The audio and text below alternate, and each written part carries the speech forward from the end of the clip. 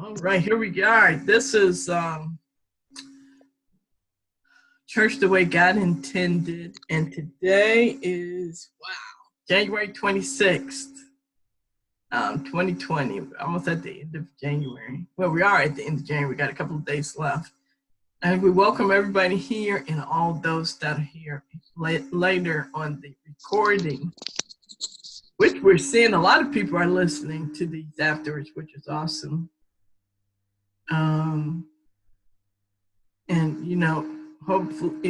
Hopefully, we're expectant that people are engaging themselves and continuing the journey as sons themselves and learning and multiplying, and doing whatever God has called them to do. Today, let's just continue what we were doing before. Just sharing what's on our heart, just dialoguing. Is anything beeping on anybody's radar, or you just want to talk about something that's any revelation that you've gotten, any testimony? So really we're continuing what we were doing before we turned on the recording, and we're just going to flow with heaven. How does that sound to everybody? Sounds good. Okay, great. Yep, that's fine. I just feel like the Lord has been talking to me about tithing and trading floors, and I'm not sure if they're synonymous. But, just the revelation that everything we do is a tithe. And as we choose what kingdom we're investing in, that the picture has been showing me is that, we give a seed and we get back access to the whole of the kingdom. Oh. And it's just, just a picture of the Father's heart, obviously, but just, just a freedom in cutting off dead wood, getting rid of fears, just dealing with, just being free. It's really been a blessing. Mm. When you were saying that, Doreen, what I was hearing was coming out of Babylon. And we just had a dialogue about that on one of the chats, and the 4 kings, if you will, of Babylon. It's the religious Babylon, it's the economic Babylon, the military Babylon. Ooh, I forgot the 4th. Anybody remember what that 4th one is? It'll come back to me. Political, thank you, Cindy. And the political Babylon. And so it was just even a question. And it was just, just some dialogue about that, and how a lot of us have already come out of religious Babylon. The fact that you're here, I would say that. But, to a certain extent, a lot of us have come out of economic Babylon already too. Amen. But not completely, maybe. And so when you said that, Noreen, that's just what I was thinking about. So I think a lot of us, even the forerunners, are coming completely out of that, which looks different for different people. This week, even before I saw that on the chats, it's just been a ongoing conversation with myself and a few friends. What does it look like to come out of Babylon? What is that? A lot of, I don't know, back in the day, maybe even still, people thought they had to sell everything and live in a commune and not have a car and, stuff like that. But what does it really look like? Does that make sense? Mm-hmm. Yeah. Yeah. Yeah, and when I think about coming out of financial Babylon or economic Babylon, what comes to me is the golden girls.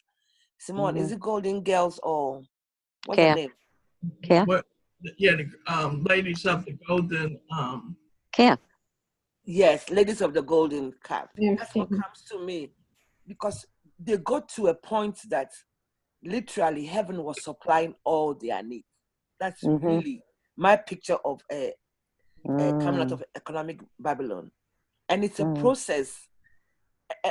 What you said really connects it, because it's where you tied into, or sowing. We prefer to use trading or sowing.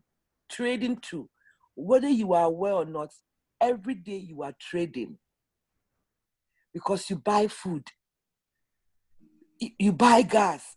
Anything you do with money, it's not even just money. Any exchange is a trade. And are you trading in Babylon or with Babylon, or you trading into heaven and with heaven?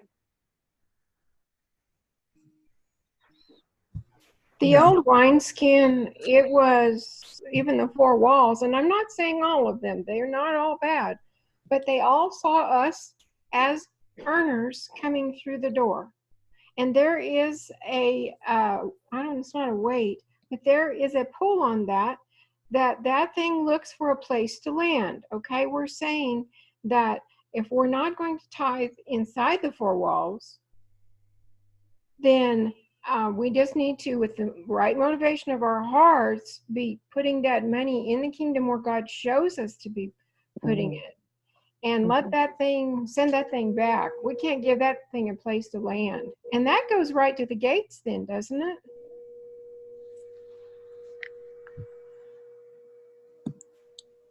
Okay, Well, Simone, you go first. When you, what exactly do you mean it goes right to the gates, Casey? Well, does that feel like, when there is that system out there and it is looking for any place, any wallet that is going to, go ahead and give us your 10% or give us whatever money you have today. And we say, no, we won't give it to that. We're only going to give what we hear God say, but yet there's always that Babylon out there with that, pull. And so we have to consciously, in our hearts, make that motivation that always to sow into what God shows us to sow into. So I'm just asking the gates, making sure if our gates are right, we won't have the attraction to the wrong thing. That's the way I see it, Casey. It's about our heart. I've even noticed, there are things that God will have me give to that really are doing God's work, but they're not associated with the kingdom. But by the good they're doing God's work. So, we really just have to listen to our hearts. That's it. I agree. I agree too, Jill. Mm-hmm. Yeah, I think just where is God telling you to give the money? It just That's the bottom line. And that is how you trade to heaven, because he directs you. He directs you as to where to give and who to give and even when. And like you all say, it doesn't have to be the church within the four walls, or even, whoever. It could be anybody, even somebody on the street, because God knows they need it. Exactly. Yeah. Yeah. Be all kinds of good in the world.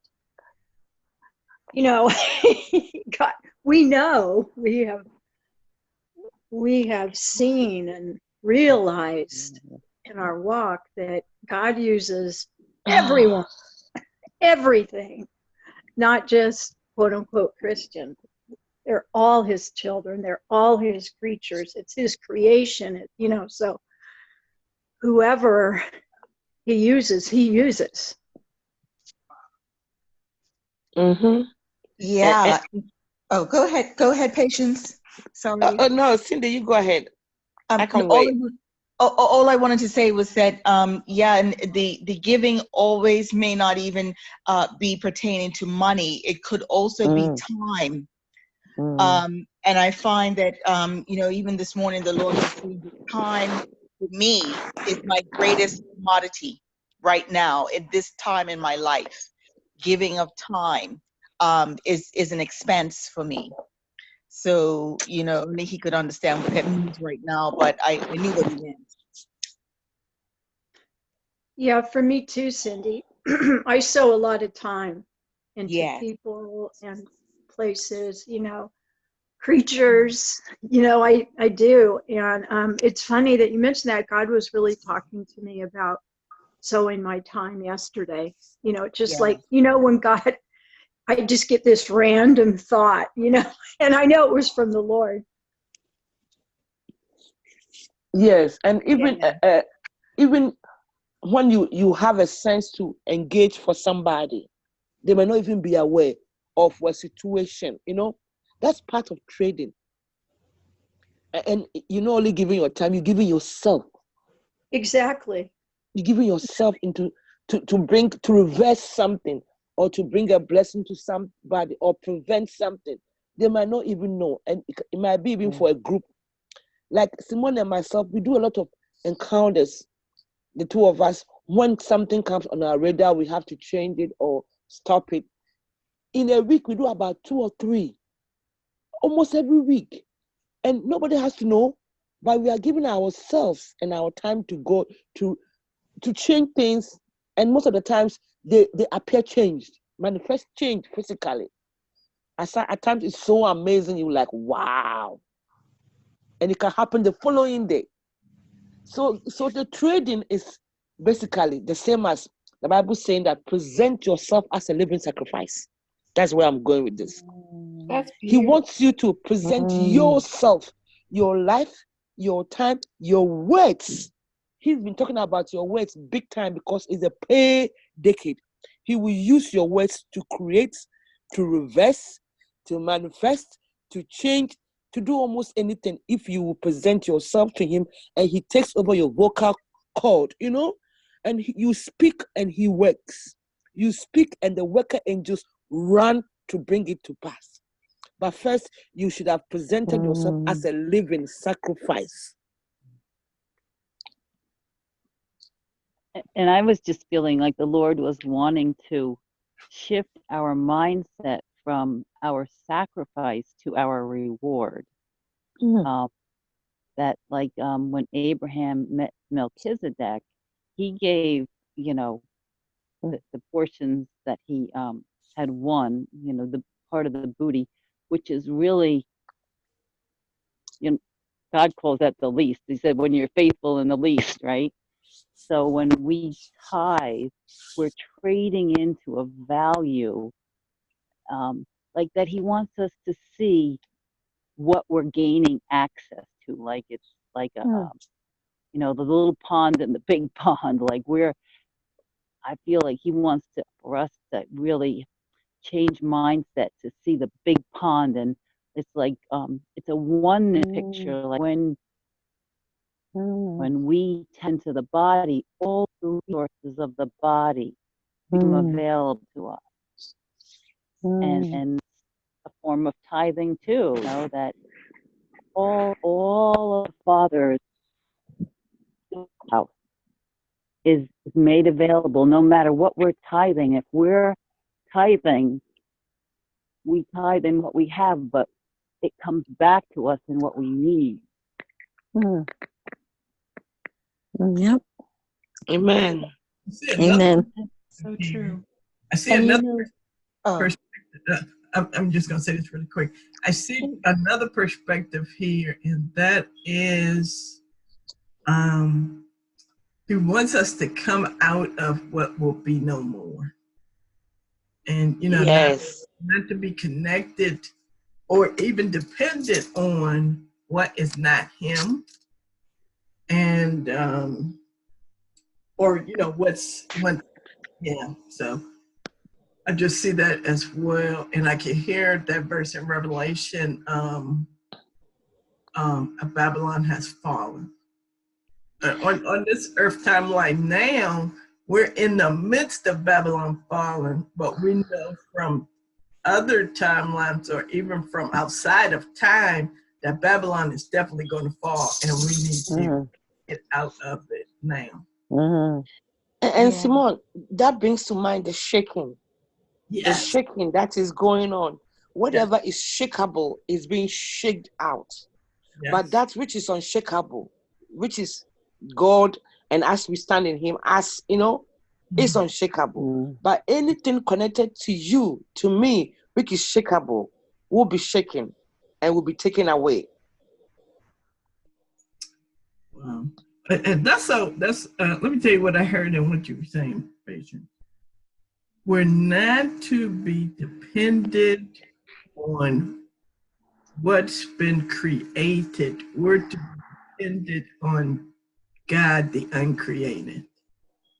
And you know, everything that exists, we know, was created by Him and for Him. And we're not to turn that into a God. Because only He is. I mean, well, because we're to be one with the Godhead. Do you understand what I'm saying? So it's just, I just see it as right alignment. Him aligning us with Him, and not only aligning us with Him, but us becoming truly one.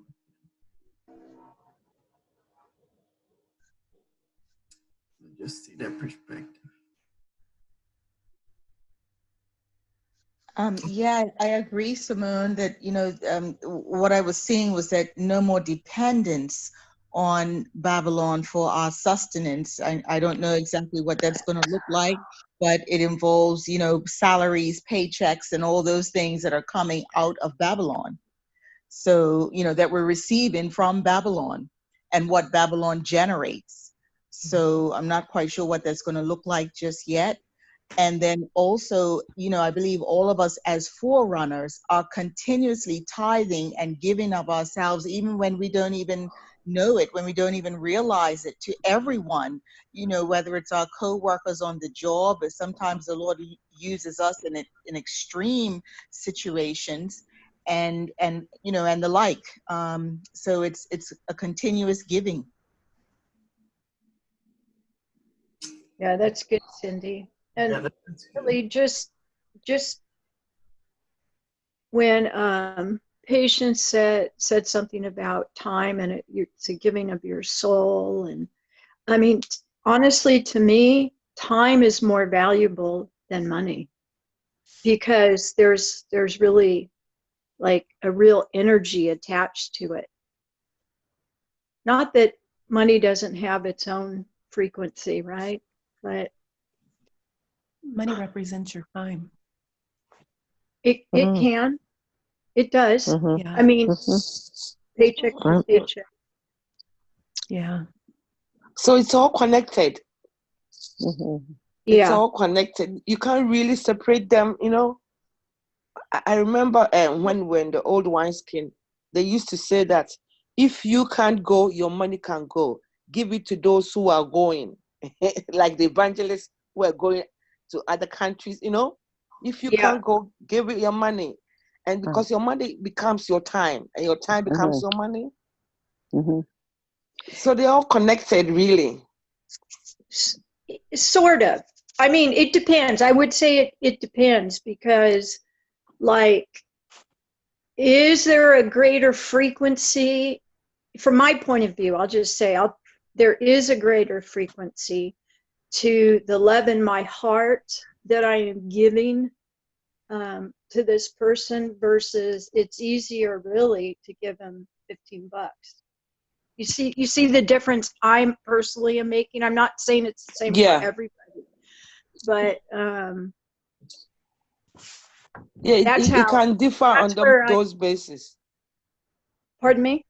I said, it can differ on those bases, personally, where you're coming from now. Yeah. And that can even change later, you know? Yeah, definitely can. Yeah. You know what I'm hearing? Master builder. God as our master builder. He's doing all this. as we're witnessing, but yet he is building all things all at the same time. I love it. Yes. Well, this conversation is helping me answer a lot of things in my own mind and helping me think about other things, I guess. But I'm been stepping out to start a new business, and I guess I have a fear that I'm stepping into Babylon because I've been a home mom for so many years. But everything I'm doing is definitely God-led, and I feel is giving him glory, and it's connecting people to their creativity in Father. And I really feel like it'll break down walls where they can have more of a direct conversation with Father themselves. So he's the ultimate creator. And when we create, we're communing with him, whether we realize it or not. But it's a journey, and I start, you think about, well, I bought this food at the grocery store, and most of the food producers are not within God's kingdom right now, that kind of stuff too, the practicality of it. And how do you, like we did that act that all the food we ate from now on was the frequency of New Earth. I guess it all comes back to that, how we look at our trading for, the practicalities of life, our, toilet paper and our, our broom that we need for the household or whatever it might be, those day-to-day Everything. things. Yeah. Because it's not practical for us to go live in a commune or something like that and trade with each other. We have to have money these days. While you were talking, Carol, let me tell you what I saw. I saw the disciples fishing. And you remember how they thought they had to fish at a certain time and all that. And when they let down the net, when Jesus told them to, which contrary to what they taught, that just how many and overwhelmingly great amount of fish they got. And what came to me too was when he fed the 5,000, and so I'm just gathering that, and I'm going back to your original question, Carol. How does it look to come out of Babylon? I think. Well, let me submit this. It's I think we'll be operating out of heaven all the time. And and just totally be our source, which I think means unlimited off the charts possibilities. And it's gonna be so much better. Yes. And what is coming to me whilst we're saying this, Simone, is like Jesus said, he's in the world, but he's not of the world. Yeah. Because we are in this world. Carol, like you're saying, definitely will buy oranges planted by a farmer who we don't know where, he stands in spiritual things. Right. And we'll go and buy a broom and this and that. Even the Wi-Fi, the supply of your Wi-Fi, who knows? But my point is, we are in this world, but we are not of it. And the not of it means that we don't depend on it solely. We depend on God. And so we can even get whatever we are getting from whoever, but knowing that God is our source. Until we get to the point, which I think we get to soon, because like you said, we are forerunners. Until we get to the point, everything is supernatural. And it's a process. That's what I believe we are working towards. And that's really new earth manifesting on earth, like Goshen in Egypt at that time. Yeah. Joseph is coming to my mind too, patience, along those same lines. He talked about being in the middle of Babylon. I know, right? I have was. And here's here's something that just crossed my mind. Actually, two things. One, you said a supernatural supply, but when God intervenes to bring us money, let's say, we know it's a miracle. I don't consider that Babylon. I consider that totally from his kingdom. Okay? And then the other, right? So then, and then the other thing I thought about is, let's just focus on time for a minute. Giving of your time. So you give of your time and you don't expect anything back. Is that, I mean, I heard that frequency is even higher than doing something for money or whatever. I'm not just talking about in the kingdom, but giving of yourself like one to another and not expecting anything back, but you're giving just to give. Isn't that, I mean, that's how I see it. There's a high frequency to that. I absolutely agree. Pure Yeah. frequency. And Jill, that is not even just time. That is love. And love is the highest frequency. Yes, but it does take time to love. I mean, because of where we are. Because I'm saying that it takes it to the next level. So I've heard Dr. O talk about like being aware of when you're tithing and your sacrifice and bring it before God. Because what I'm sensing is that, so when we tithe time, look into the higher dimension of time and plant your seed in your rulership over time. So we tithe in a little, but when we are aware of our sacrifice and present it to the Lord, what does he want? Like, because time rules over us is what we're saying, but that's not God's plan. So when we ignore the boundaries of time and present it as the living sacrifice, then go into the heavens and take your place as a son who rules over time.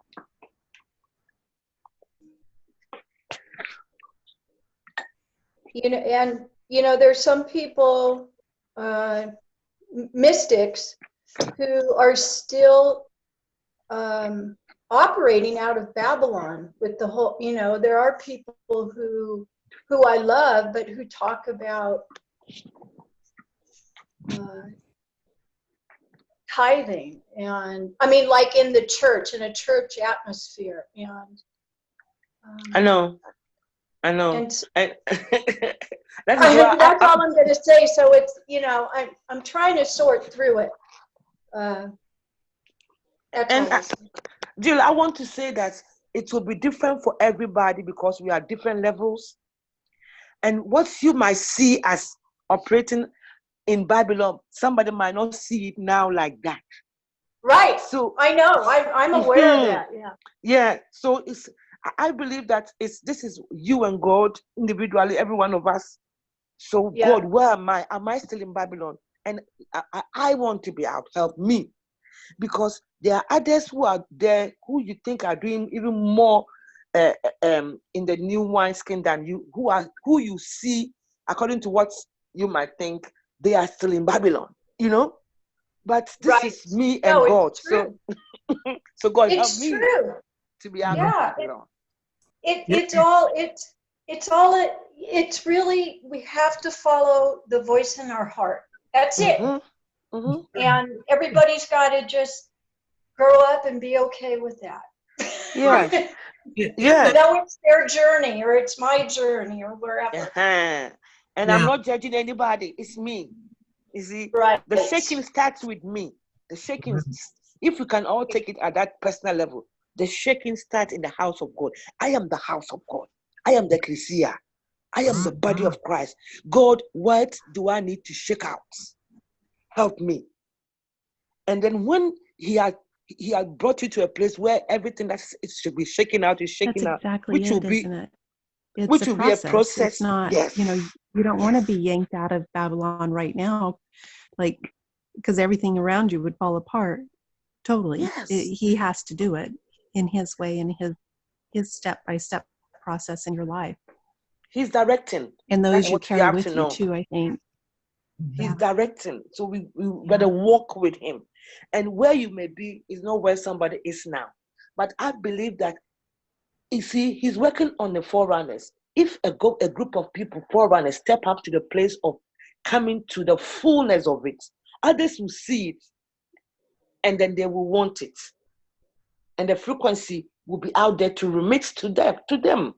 And it could be you who will be the forerunner bringing it in, or me, or this group, or another group, whoever it is God is choosing, and the people or the person has to agree. Because there's somebody who thinks that the job he got, God gave him. To him, that is him coming out of Babylon. Or the company he just started, God gave him. To him, that is him coming out of Babylon. You know? Yes. Yeah. And again, God uses anything. When he has his hand on something, he uses anybody, anything, any way he wants. So then we have that big circle to go around. the stones I think can outpraise you. The stones can outpraise you, you know? I really think it comes down to us fulfilling our highest destiny, but that's our highest heart's desire that we're uncovering and finding out what that is. And I've been amazed seeing that art is so much of that, the expression of God through me and through others, and bringing that to the forefront. I can't believe how much that's lit me up. I've always enjoyed art. I've always enjoyed doing crafts with the kids and stuff, but to see more and more of the potential of that, I don't care if they pay me or not. You know, I'm loving what he's leading me into. And I really think when we each fulfill that destiny, that heart's desire, and uncover it and discover it, that's when I see it as coming out of Babylon. Yes, you see? That's it. And for now, it's good for you. Go with it. Mm-hmm. Yeah, because God's in it and he's speaking to you. Yes. He's speaking to you through it. So that's where you need to be. For now. And and maybe forever. Follow that one. Who knows? Else. Yeah. Who knows? On point. I just wanted to share also, going back to, I think, what Simone or Patience said about the fishes and Peter coming out of, or actually, like you said, the Lord bought him out. He didn't bring himself out. The Lord literally bought him out. I think it's in Matthew 4 or 5. And it talks about how Yeshua went up to Peter and said, let down your nets. And then Peter kind of says, well, you know, Lord, we've toiled all night. What do you mean let down our nets? And then he says, but nevertheless, at your word, we will. And when he let them down a second time, the Lord did an economic miracle in his day for that time. And all those hundreds of fishes jumped into the nets, so much so that the boat started to sink, and he had to call another boat to come and collect the fish and everything. So that enabled Peter to come out of Babylon, out of full-time work, and be able to go with the Lord and do what he has to do while his family was taken care of. Yes. So that was an example to me of an economic miracle. Yeah, I get that. That's good, Cindy. And I can see how that could be key to so many people coming out of Babylon, period. Yeah. Can you imagine? After Peter and them saw that miracle, they were like, okay, whatever you say, let's go. You know what I'm saying? And he knows what motivates people, right? Come on. Peter was the fish, but for Thomas, it might be, I don't know, whatever. Right. And imagine something like that happening when there is no food. You know, like with the 12, Jesus multiplying the fish and the loaves. Yeah. When there is no food around, and all of a sudden you got more than enough to eat. And it's just like, okay, this guy's got it. And I mean, you know, it just opened up their hearts, is what I'm saying. And And imagine all of those people going back and saying what happened and that they even partook of it. Just how the church, well, back then, the church was divided days. So from what you are all saying, everybody's encounter with the supernatural as they come out of Babylon is different. Peter's was the fish, and Thomas was when he touched his nail prints, right? He really was transformed that time. So my question is, we have to ask him, where am I? What am I entangling with Babylon, and what area of my life am I in Babylon? Individually. And then ask him to show you the plan, the pattern to come out,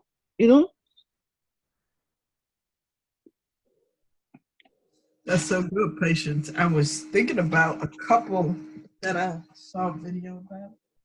And the wife had come, she felt like God was telling her to, leave her current job.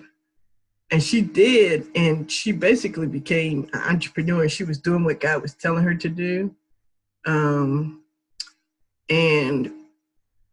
She got married, and then her husband seemed to, he had to leave his job where he was because he lived across the country before they got married and moved where she was. And to make a long story short, it's so interesting because what I saw was God bringing him out of Babylon and freeing him from the rat race. But, I can see, you just have to have eyes to see, because some people could see it as, I got to find a job, I got to bring in this money, da, da, da, da. And really God is trying to free us. And it takes faith to step out and not be under a system. Do you understand what I'm saying? And so I just see that we can just do something to open people's eyes to even see higher and step into higher when that means leaving what was past comfortable, but having great understanding, realizing it's not the best. Do you understand what I'm saying? Yes. And that takes faith. It takes eyes to see what God is seeing. And sometimes you don't understand what God is telling you to do. You just got to do it. And some people, God is calling them out of Babylon. They don't realize it. And just to take that leap of faith and trust him, they'll be way better off. Again, just like with Peter and the fish, it didn't make any kind of sense why they should drop that net. But it proved even more that he was God. I think that it's so important that it is individually led by God, because otherwise it'll become law and we'll get stuck under law again. Well, this person did it that way, so that means it's a law, that I have to do it that way. And I guess I'm too recently out of law, but I just don't want to get back under that again. That's good, Sharon. I hear you. So that's another thing, that people come out of law and that they step out of faith and do what God is telling them to do. And just that they just come out of Babylon and just do what God is telling them to do. That's key. That's everything. If you can do that, you'll be straight. Yes. And you know what? Let me correct something that I just said. Back ways I said that people with the fish and the loaves, how those people left there in the church group. Technically, the church didn't start until Jesus died on the cross. So I just want to make that detail correction, what I said.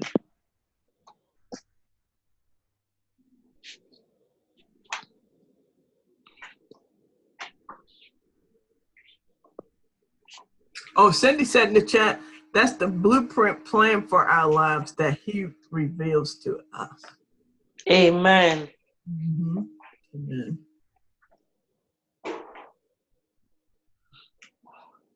So what are you all sensing that we do with this? Gathering up all that we've said, what do you feel like the Father is directing us to do? I'm putting this out there. I'm sensing that he wants us to look.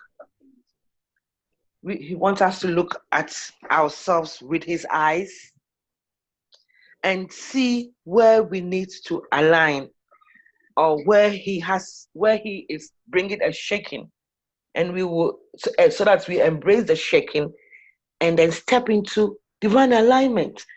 Maybe it's economical. Maybe it's what else? Political. All the four Babylon systems, whichever it is, individually. And then I'm seeing that when we allow him to do it with us and through us, we get to a place to be like Joseph, where we are able to bring others out of their Babylon, like Joseph was able to interpret the dream. Mm-hmm. And so they were able to have a big storehouse where they could take care of the famine that was coming for years. I think that's what he's trying to do with us this time, first as individuals and then as a group, as his Ecclesia, for the great work he's about to do soon in the nations. Yeah, if we cooperate with the shaking down, we won't be tough. In the encounter a little while ago, and there's some people that were here that were in the encounter, we saw that in the shaking, just like with the plagues that Moses released on Egypt, they increased in intensity. So in that, we saw if we just cooperate with what God is saying to shift in our lives, when the serious shaking comes, not that we won't be in it, but we won't be shaken, because what's being shaken, we're not connected to. Do you understand what I'm saying? And so, yeah, I see that. Yeah, I'm saying what Patience said a different way. And so I'm just supporting and agreeing more that we open up ourselves to allow us to be God to shift us in these things voluntarily. And right now I see definitely in the US that politically we're being shaken. Everybody can say that they can be, just allow whatever shifting or shaking that God is doing in each of our lives.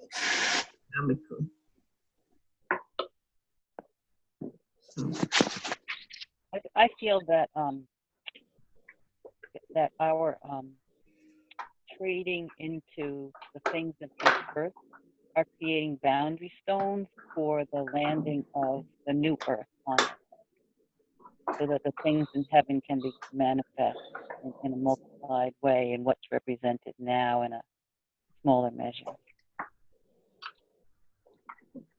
Mm-hmm. Well, so we can, let's see, we're coming to up on the hour now. Do you all agree with what Patience said? And does anybody else have anything to show? Or please weigh in. Yeah, I think that what Patience was sharing was definitely the bullseye. And I just wanted to also share that part of our giving also involves bringing others as forerunners. There's a lot of sowing going on, I believe, amongst all of us into other people's lives who are yet to come into the heavenly realms, into the Ecclesia. So that is a great investment as well. That's good, Cindy. That's what Jill was saying so strong too. Awesome. Okay, so we could do that. Is everybody in agreement with that? Absolutely. Right. You know, I'm sorry. For some reason, my phone cut out. Could Cindy repeat that again? Would you mind, Cindy? Oh, sure. Part of it was that what Patience was saying, and I thought was a bullseye that we should agree to, but also part of our giving, or a lot of it, I think, as forerunners, I believe a lot of us on this call right now are bringing others who may not even be in the Ecclesia yet or in the heavenly realms yet, but we're sowing a lot into them because what the Lord has shown us about them coming. And so it's a great investment. So as forerunners, we're not just giving to those who are going, we are also giving to those who are coming. Yeah, that's good. Yeah, I like that. Awesome. You want to lead us out, Patience? Well, everybody in agreement first with what Patience said? Yes. Just want to hear from everybody first. Yep. Yeah, I am. Sure. Yeah. Simone, I have Yes. noise here. Can you please do that? Oh, okay. Okay. Okay. say it in full one more time. I can start it. Let me start it. Let's step here and start it. We can all join in. What I was saying is, like Joseph, God took him from his family and then took him to Egypt to prepare him to be the forerunner of the harvest to come, and then to be able to help with the famine which was to follow. But we are now at a place where we need God to show us really where we need to be shaken, so you'll be ready. Joseph's shaking was being in the pit. He was shaken out of his father and his family. He was separated. That was a big shaking. But he didn't know the benefit of the shaking until he got to Egypt, and even after the harvest and the famine. That's good. And he was in jail too. Yes, all that. He was betrayed by the chef, and the chef left him there. It was horrible. But the thing is that we have to learn to embrace the shaking God brings to us. Yes. That is what I'm picking up. Yeah. He's bringing a shaking to every one of us. It might be different from everybody else's. Yeah. But embrace yours. So my question is, we're asking the Father. The question is, Father, where do I need to be shaken? Yes. Show me. I want to embrace it. Because if you don't embrace it, it will come upon you. And that means it will be more terrible. So if we are all in agreement, we want to go to the Father. I believe the best place will be to engage him in New Earth, where everything is supernatural anyway. And in New Earth, we are in the Father. We are one with him. So we are engaging heart to heart. Amen. And we are asking, Father, this is for you. Today is direct and personal. Father, this is patience. I need to know, where is my shaking? What shaking do I need to align and embrace? Show me. So put your name there. You might already be in it. Who knows? And you didn't even know it's a shaking. Or you are avoiding it. You didn't know you have to embrace it. You know? It might be small, it might be big. But Joseph's shaking was big and big and big. But at the end, the result was huge and God glorifying. That is shaking. That is shaking. So for a minute, we are going to be quiet and ask your question. Tune in and listen to what the Father will say or show you, or you might just sense it. It might even come later during the day or the week.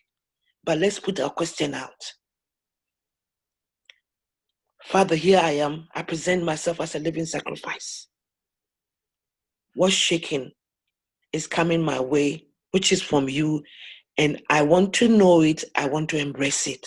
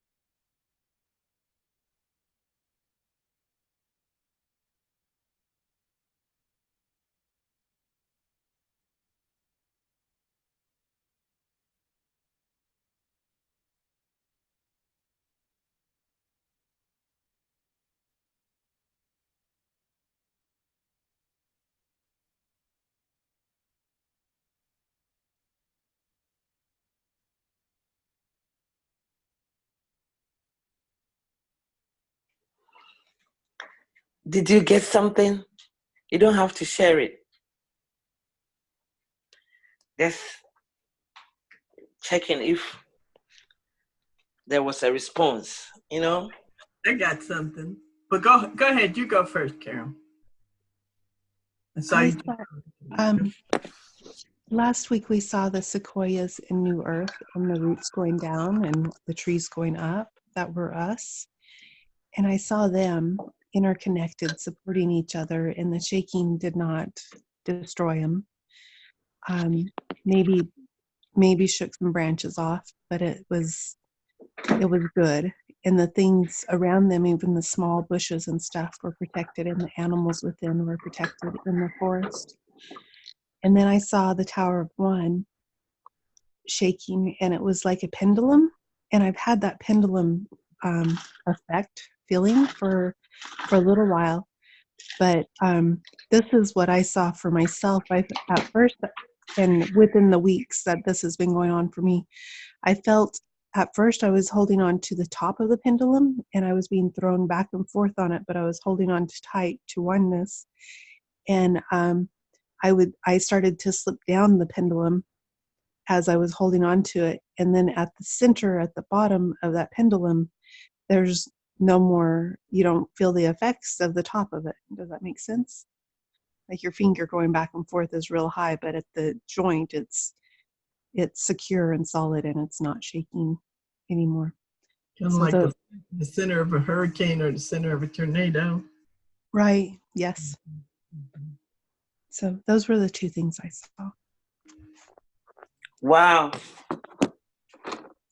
Anybody else? I got something similar, which I think is kind of related to what Carol just said. And that was that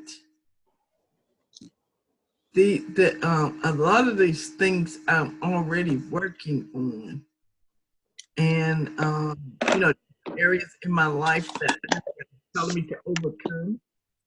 Mm-hmm. That I need to continue in them. And I'm seeing that as I continue, when I get to a certain point, it's almost that I'm past point where that shaking, that hard shaking would come. It's almost like just continuing in what he's telling me to do. And once I get to a certain point, I'll pass a point where there would be hard shaking. Do you understand what I'm saying? So that's what I was getting. Yeah. Both what you and Carol are talking about is similar to what I saw. But I want to give other people a chance to talk about this. Anybody else wants to share? You don't have to share if you don't want to. But it would be nice if you want to. I feel to include in the forest that I saw in another encounter, we saw the table laid out. It was hewn out of one of the sequoias, it looked like, and it was laid down, and it made a table. And we came to know that table was Jesus laid down for us as a sacrifice. But I was seeing the whole scene around that table, around the Father's table in communion, and the security that all brought. I feel to be more specific about what I was talking about.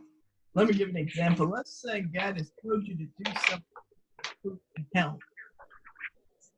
So what I'm getting is that you need to do what God is saying to do to improve your health, so that a greater shaking will come that will that's even stronger, where it's like so your health won't have a shaking. I'll just put it that way. Do you understand what I'm saying? Mm-hmm. If you cooperate with what he's saying now, then a tougher shaking in your health will have to come. Yes. That'll shift to commitment to improve your health. And what I'm picking up is that the shaking is not to destroy you or to hurt you. Look at Joseph. It looked like he's being destroyed or, affected badly. But no, it made him and it made a nation and even nations. He was the tool in God's hands, but God has to bring him to a place where he could fully use him. So he had to go through all these things for some things to be taken out of him, shaken out of him. Yeah, the shaking gets you where you're supposed to be. Mm-hmm. In the beginning, it doesn't look like it's pleasant. And most of us have been through that. I mean, if you look back on your life from, for the past 2-3 years, most of us have been really through this thing we have been going through. We didn't know what it was, but now we are knowing that it was part of the shaking. Because you yielded to him, you presented yourself as a living sacrifice. He gets to shake you because you have given yourself to him anyway, right? He doesn't even have to ask you again because you presented everything to him. He can shake that which he doesn't want in you out, making you better for his use. In the forest, I'm seeing those roots. The shaking is actually causing them to become stronger. That foundation is stronger with the shaking.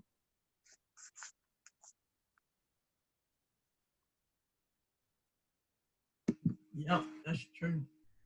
Even with trees, when trees endure tornadoes and hurricanes and stuff, it makes them stronger because their roots will go down even deeper.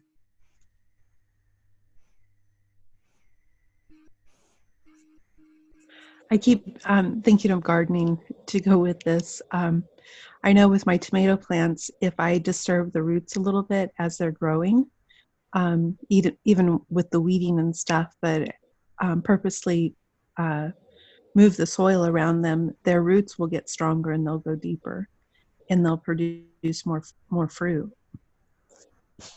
Yeah. So we're just getting stronger and and we will be where we're supposed to be. We'll be aligned. Amen.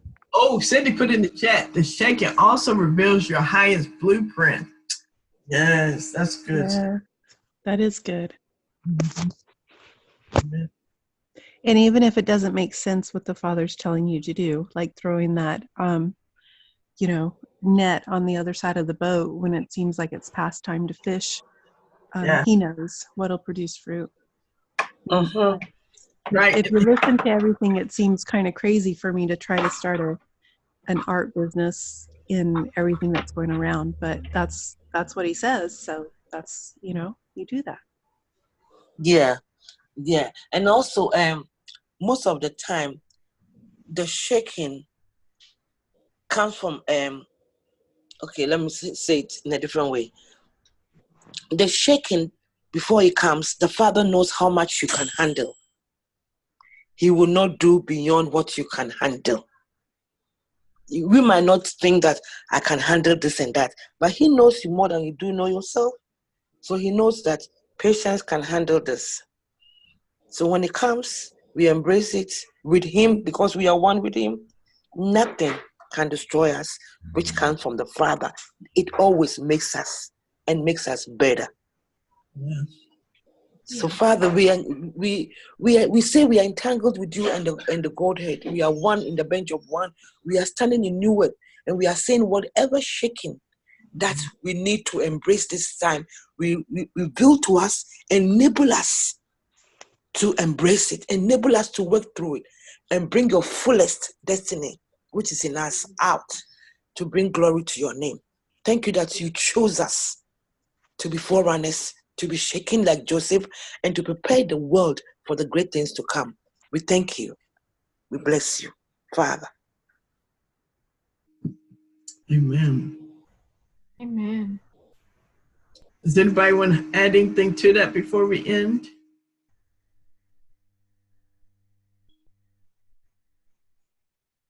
Okay, does everybody feel that we're complete?